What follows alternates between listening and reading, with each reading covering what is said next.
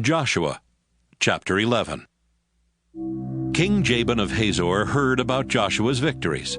So he sent messages to many nearby kings and asked them to join him in fighting Israel. He sent these messages to King Jobab of Madon, the kings of Shimron and Akshaph, the kings in the northern hill country and in the Jordan River valley south of Lake Galilee, and the kings in the foothills and in the Naphath Dor to the west. He sent messages to the Canaanite kings in the east and the west, to the Amorite, Hittite, Perizzite, and Jebusite kings in the hill country, and to the Hivite kings in the region of Mizpah, near the foot of Mount Hermon. The kings and their armies went to Merom Pond, where they set up camp and got ready to fight Israel. It seemed as though there were more soldiers and horses and chariots than there are grains of sand on the beach. The Lord told Joshua, "Don't let them frighten you. I'll help you defeat them, and by this time tomorrow they will be dead. When you attack, the first thing you have to do is to cripple their horses. Then, after the battle is over, burn their chariots." Joshua and his army made a surprise attack against the enemy camp at Merom Pond and crippled the enemy's horses. Joshua followed the Lord's instructions, and the Lord helped Israel defeat the enemy. The Israelite army even chased enemy soldiers as far as Misrephoth-Maim to the northwest, the city of Sidon to the north, and Mizpah Valley to the northeast. None of the enemy soldiers escaped alive. The Israelites came back after the battle and burned the enemy's chariots. Up to this time, the king of Hazor had controlled the kingdoms that had joined together to attack Israel, so Joshua led his army back and captured Hazor. They killed its king and everyone else, then they set the town on fire. Joshua captured all the towns where the enemy kings had ruled. These towns were built on small hills, and Joshua did not set fire to any of these towns except Hazor. The Israelites kept the animals and everything of value from these towns, but they killed everyone who lived in them, including their kings. That's what the Lord had told his servant Moses to do. That's what Moses had told Joshua to do, and that's exactly what Joshua did. Joshua and his army took control of the northern and southern hill country, the foothills to the west, the southern desert, the whole region of Goshen and the Jordan River Valley. They took control of the land from Mount Halak near the country of Edom in the south to Baal-Gad in Lebanon Valley, at the foot of Mount Hermon in the north. Joshua and his army were at war with the kings in this region for a long time, but finally they captured and put to death the last king. The Lord had told Moses that he wanted the towns in this region destroyed and their people killed without mercy. That's why the Lord made the people in the town stubborn and determined to fight Israel. The only town that signed a peace treaty with Israel was the Hivite town of Gibeon. The Israelite army captured the rest of the towns in battle. During this same time, Joshua and his army killed the Anakim from the northern and southern hill country. They also destroyed the towns where the Anakim had lived, including Hebron, Debir, and Anab. There were not any Anakim left in the regions where the Israelites lived, although there were still some in Gaza, Gath, and Ashdod. That's how Joshua captured the land, just as the Lord had commanded Moses, and Joshua divided it up among the tribes. Finally, there was peace in the land. Joshua chapter 12. Before Moses died, he and the people of Israel had defeated 2 kings east of the Jordan River. These kings had ruled the region from the Arnon River Gorge in the south to Mount Hermon in the north, including the eastern side of the Jordan River Valley. The first king that Moses and the Israelites defeated was an Amorite, King Sihon of Heshbon. The southern border of his kingdom ran down the middle of the Arnon River Gorge, taking in the town of Aroer on the northern edge of the gorge. The Jabbok River separated Sihon's kingdom from the Ammonites on the east. Then the Jabbok turned west and became his northern border, so his kingdom included the southern half of the region of Gilead. Sihon also controlled the eastern side of the Jordan River Valley, from Lake Galilee south to Beth Jeshimoth and the Dead Sea. In addition to these regions, he ruled the town called Slopes of Mount Pisgah, and the land south of there at the foot of the hill. Next, Moses and the Israelites defeated King Og of Bashan, who lived in the town of Ashtaroth part of each year and in Edrei the rest of the year. Og was one of the last of the Rapha. His kingdom stretched north to Mount Hermon, east to the town of Salakah, and included the land of Bashan as far west as the borders of the kingdoms of Geshur and Maacah. He also ruled the northern half of Gilead. Moses, the Lord's servant, had led the people of Israel in defeating Sihon and Og. Then Moses gave their land to the tribes of Reuben, Gad, and East Manasseh.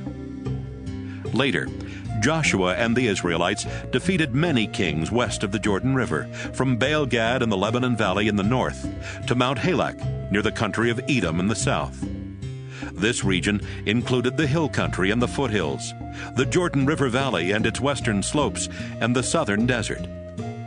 Joshua and the Israelites took this land from the Hittites, the Amorites, the Canaanites, the Perizzites, the Hivites, and the Jebusites.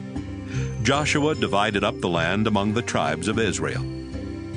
The Israelites defeated the kings of the following towns west of the Jordan River: Jericho, Ai near Bethel, Jerusalem, Hebron, Jarmuth, Lachish, Eglon, Gezer, Deber, Geder, Hormah, Arad, Libnah, Adullam, Makkedah, Bethel, Tappuah, Hepher, Aphek, Lasharon, Madan, Hazor, Shimron-Meron, Akshaph, Taanach, Megiddo, Kedesh, Jokneam on Mount Carmel, Dor and Naphath Dor, Goyim in Galilee, and Tirzah.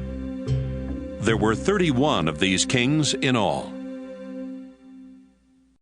Joshua, chapter 13. Many years later, the Lord told Joshua, "Now you are very old, but there is still a lot of land that Israel has not yet taken. First, there is the Canaanite territory that starts at the Shihor River, just east of Egypt, and goes north to Ekron. The southern part of this region belongs to the Avites and the Geshurites, and the land around Gaza, Ashdod, Ashkelon, Gath, and Ekron, belongs to the 5 Philistine rulers. The other Canaanite territory is in the north. Its northern border starts at the town of Arah, which belongs to the Sidonians. From there it goes to Aphek, then along the Amorite border to Hamath Pass. The eastern border starts at Hamath Pass and goes south to Baal-Gad at the foot of Mount Hermon, and its southern boundary runs west from there to Misrephoth-Maim. This northern region includes the Lebanon mountains and the land that belongs to the Gebalites and the Sidonians, who live in the hill country from the Lebanon mountains to Misrephoth-Maim. With my help, Israel will capture these Canaanite territories and force out the people who live there. But you must divide up the land from the Jordan River to the Mediterranean Sea among the 9 tribes and the half of Manasseh that don't have any land yet. Then each tribe will have its own land." Moses had already given land east of the Jordan River to the tribes of Reuben, Gad, and half of Manasseh. This region stretched north from the town in the middle of the Arnon River Valley and included the town of Aroer on the northern edge of the valley. It covered the flatlands of Medeba north of Dibon and took in the towns that had belonged to Sihon, the Amorite king of Heshbon. Some of these towns were as far east as the Ammonite border. Geshur and Maacah were part of this region, and so was the whole territory that King Og had ruled, that is, Gilead, Mount Hermon, and all of Bashan as far east as Salakah. Og had lived in Ashtaroth part of each year, and he had lived in Edrei the rest of the year. Og had been one of the last of the Rapha, but Moses had defeated Sihon and Og and their people, and had forced them to leave their land. However, the Israelites did not force the people of Geshur and Maacah to leave, and they still live there among the Israelites. Moses did not give any land to the Levi tribe, because the Lord God of Israel had told them, Instead of land, you will receive the sacrifices offered at my altar." Moses gave land to each of the clans in the Reuben tribe. Their land started in the south, at the town in the middle of the Arnon River Valley, took in the town of Aroer on the northern edge of the valley, and went as far north as the flatlands around Medeba.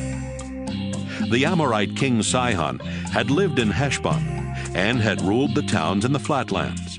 Now Heshbon belonged to Reuben, and so did the following towns in the flatlands: Dibon, Bamoth Baal, Beth Baal Meon, Jahaz, Kedemoth, Mephaath, Kiriathaim, Sibmah, Zerath Shahar on the hill in the valley, Beth Peor, slopes of Mount Pisgah, and Beth Jeshemoth. Moses defeated Sihon and killed him and the Midianite chiefs who ruled parts of his kingdom for him. Their names were Evi, Rechem, Zur, Hur, and Reba.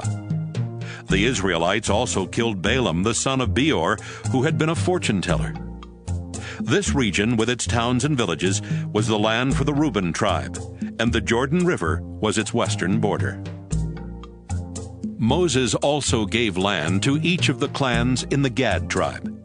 It included the town of Jazer, and in the Gilead region their territory took in the land and towns as far east as the town of Aroer, just west of Rabbah. This was about half of the land that had once belonged to the Ammonites. The land given to Gad stretched from Heshbon in the south to Ramoth Mizpah and Betonim in the north, and even further north to Mahanaim and Lidaber. Gad also received the eastern half of the Jordan River Valley, which had been ruled by King Sihon of Heshbon. This territory stretched as far north as Lake Galilee, and included the towns of Beth Haram, Beth Nimrah, Succoth, and Zaphon. These regions, with their towns and villages, were given to the Gad tribe. Moses gave land east of the Jordan River to half of the clans from the Manasseh tribe. Their land started at Mahanaim and took in the region that King Og of Bashan had ruled, including Ashtaroth and Edrei, the two towns where he had lived. The villages where the Jair clan settled were part of Manasseh's land, and so was the northern half of the region of Gilead. The clans of this half of Manasseh had 60 towns in all. The Manasseh tribe is sometimes called the Maker tribe, after Manasseh's son Maker. That was how Moses divided up the Moab plains to the east of Jericho on the other side of the Jordan River, so these 2.5 tribes would have land of their own. But Moses did not give any land to the Levi tribe, because the Lord had promised that he would always provide for them.